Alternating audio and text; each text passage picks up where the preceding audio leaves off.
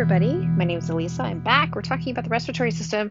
And so now we kind of look at some concepts like in physics about air pressure and flow. And so it's going to give us a closer look at how ventilation operates, like within those principles. All right, here we go. So, respiratory airflow is governed by the same principles as flow, pressure, and resistance as blood flow, or as liquids, essentially. It's very similar to that. So, the flow of a fluid, or like air, is directly proportional to the pressure of the difference between two ports. Meaning, like if you have a lot of pressure up here, right? Like here's a fire hose and it's just like gunning out all of this water. It's going to go as far away as it can until it slows down and drips, right? And so that's like the basic concept.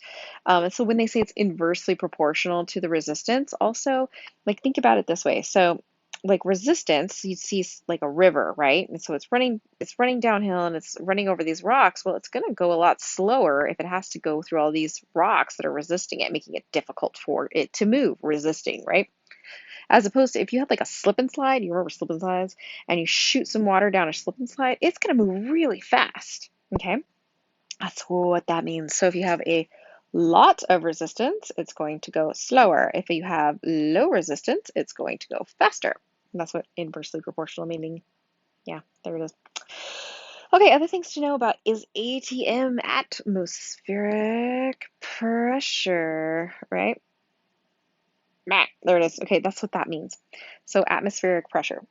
And so generally, like it, so, we are really high. We're like a mile up in the sky. But generally, there's like all these air particles. Just think it all over the planet, right? And so they're all over. Here they are, and they're here, and they're here, and they're here, everywhere, and they're over. Okay, so somebody who's sitting at like sea level on the beach, right, is going to have about 760 millimeters of mercury at sea level of pressure. That means like how much weight it feels like it is, essentially. That's how what the all of these tiny little air particles see, carbon dioxides and oxygens and all that other stuff. It's heavy, it weighs stuff, and that means like when you have a lot of it, it's going to, create this pressure, right? And it's going to be more pressure than somebody like us, say up here, we're like a mile in the sky. Okay, so we don't have as much. So we have like much lighter ATM up here, around 5,000 square feet or 5,000 feet above sea level. So that's what the atmospheric pressure is. We generally keep it, at sea level. So everybody likes to live on the coast, I guess. It's beautiful there. Boyle's law. Boyle's law is a law in physics. So yeah, physics. So anyway, it means this, a constant temperature, because remember, temperatures can be different. Like if you have high temperature, you can actually move particles into really close together in some cases, whereas like colder ones might be a little more separated. So there's like a difference at temperature, how molecules want to behave. So at a constant temperature, like say room temperature, the pressure of a given quantity of gas is inversely proportional to its volume, right? Meaning that like if you have a specific volume, the more packs in, the more wants to actually escape, right? So that's what that is referring to. So if you have like not as much volume, it's going to be easier to have, gases kind of want to stay in. So that's what that means. Like, here's like low amount, right? Yeah, okay. So it's kind of describing the airflow in and out of lungs, right? Because we do this thing where we expand and we contract our lungs, right? And so, right, here's in and here's out. So if the lungs have a certain amount of like gases in it, that lung volume is going to increase until that pressure, that interpulmonary pressure, falls. And if that pressure is going to fall below 1 atm, that means like all the air, sorry, that is around this individual, right, is going to want to move into the lungs because there's more space. There's more space to go into it. That's what that's referring to. So if the lung volume actually is going to decrease, the interpulmonary pressure is going to rise, and that's like when we're going to like expel air. That makes sense. So if the pressure rises above ATM, the air is going to move out of the lungs, right? Because it wants to go where there's like lower resistance. So that's what that is. Um, the unit for pressure used by respiratory, if you're in England, respiratory, physiologist, is CmH2O.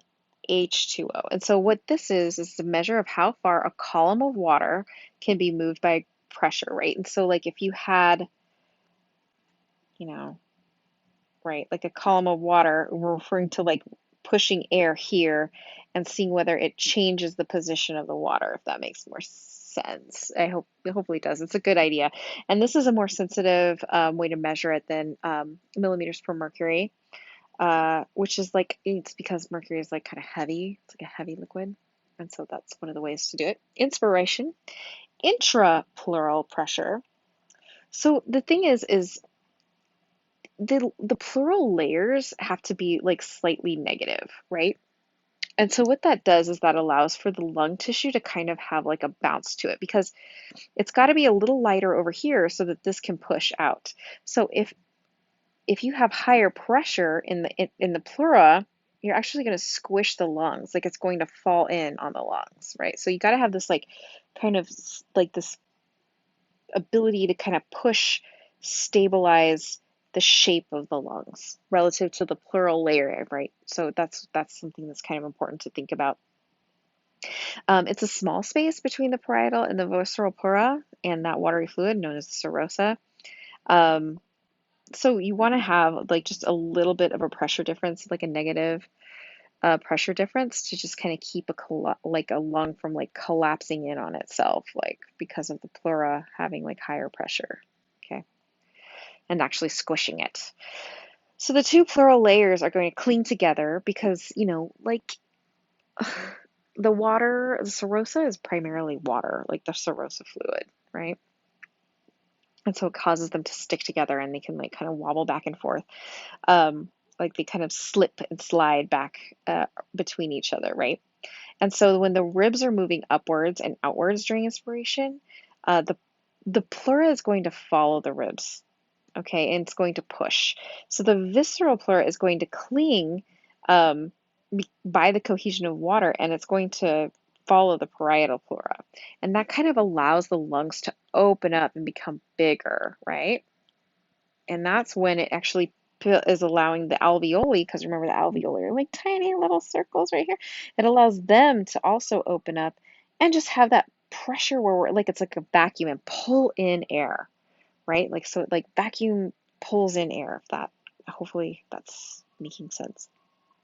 Okay, because now we have this increase in volume, the internal pressure is going to drop and the air flows in. So just think vacuum, essentially. It's like not quite like a Hoover. It's a gentle vacuum, I guess. Also, let's talk about Charles's law. Charles's. The volume of a gas is directly proportional to its absolute temperature. That means that like the temperature around us impacts the ability of the lungs to expand. Yes, you hot day and cold day runners, this is where you are. So like on a cool day, which I kind of feel like that's like not a cool day. That's like a nice warmish day. But then again, it's like the dead of winter where I am. Um, I wish it was 60 degrees Fahrenheit. Uh, air will increase its, on a cool day, air will increase its temperature um, during inspiration, right? And so it means that the air actually is warmed, and it's warmed by, the upper part of the respiratory system as well, right? So the nose and the nasal cavity and all the turbulence and all that. So it does warm to some extent, and it's warm to body temperature, won't you say? So 90, 98 to 99-ish, 97 to 99 really, by the time it reaches the alveoli themselves. So like the alveoli don't like have to be too shocked by cold air. It's important if you are running, just, like have a mask, have some way to like allow for the air that you're breathing in to kind of get pre-cooled. It's pretty important. It'll also really impact your membranes, and their susceptibility to things like viruses or infections, and knows a lot of stuff really. Anyway, so the inhale volume of about half a liter is going to expand, like a tick as what happens is the heat allows the tissues to expand a little bit, nice and warm. In quiet breathing, the dimensions of the thoracic cage are only going to get a little bit bigger in each direction. So, like, not a lot, right? Um, so we still want to increase our total volume, let's say, like in a ballpark number, on average of like 500 milliliters. So like half a liter. And so that means you got about that much going into your respiratory tract altogether. So here's the respiratory cycle. Um, and so I guess let's start here. So you're resting at atmospheric pressure and they're equal and there's no airflow. It's like before you're taking a breath or expelling. Okay. And so what ends up happening is as you're taking in air, right, your diaphragm is going to flatten, and that's going to allow for the expansion of the rib cage and the thoracic cage generally. So that vacuum is going to pull in air, right? So that low pressure, that low volume is going to pull inside the lungs, is going to allow for air from the outside to pop in. It's going to want to be there. And then when we're expelling, right, the diaphragm is going to rise up into the rib cage and it's going to make that volume smaller and it force pushes it back out, right, to where it's actually a lower pressure, lower ATM, right, on the outside of the body. So that's it in a nutshell. Okay. So expiration for relaxed breathing, it's very nice passive process. It's just elastic recoil of the thoracic cage as all the muscles are going to go into relaxation.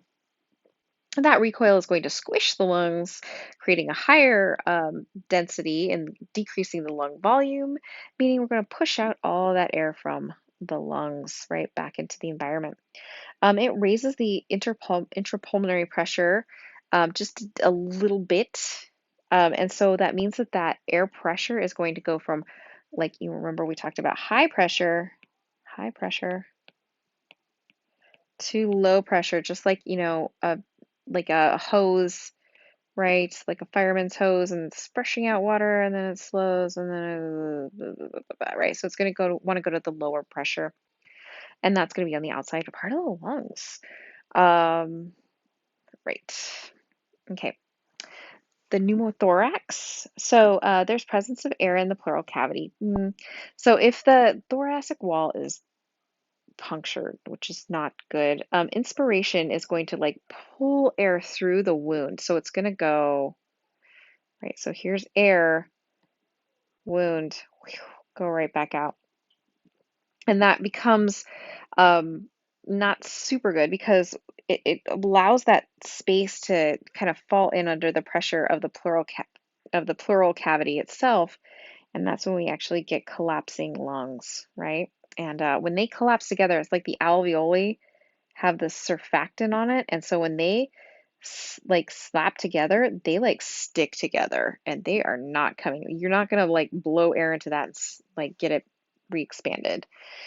Um, so yeah, that's that. Um, resistance to airflow. So increasing resistance decreases airflow. So there's a couple of factors in it. Bronchial diameter, right? And pulmonary compliance. The diameter of the bronchioles. So as you know, like bronchioles can kind of slightly expand and slightly contract. So bronchodilation means we're increasing in diameter, we're getting a little bit bigger. It's responding to things like epinephrine, for example. Sympathetic nervous system needs to be engaged. Increase in airflow, right, can also help for that. Bronchoconstriction is when we're decreasing in diameter, a little smaller. So this is the parasympathetic nervous system. Histamine as well. Cold air, right, to protect the lungs from being like too cold. Also chemical irritants, again, a protective move, protective measure to decrease that airflow. Unfortunately, prolonged bronchoconstriction can result in suffocation, right? So this is where we kind of start looking at things like where we have these protective systems that the body engages in, and like it over engages in it, and then it actually becomes damaging. Things like anaphylaxis, right? And asthma. So overprotective overreactions actually can cause suffocation. Okay. Pulmonary compliance. So this means like how compliant is the system? How much can the lungs expand easily, right? Or is this like very difficult? And this can be really important when we're talking about things like scar tissue or deposits in the lungs from, like, say, coal or like ash or even tar, all of that. Um, so there's a surface tension on for the film inside of the alveoli. So when we're talking about the surfactant, there's that. Um, so if that surface tension changes because the chemistry changes of the surfactant, then we're gonna, that will also impact the ability to uptake and let go of gases. So that changes, it decreases the pulmonary compliance.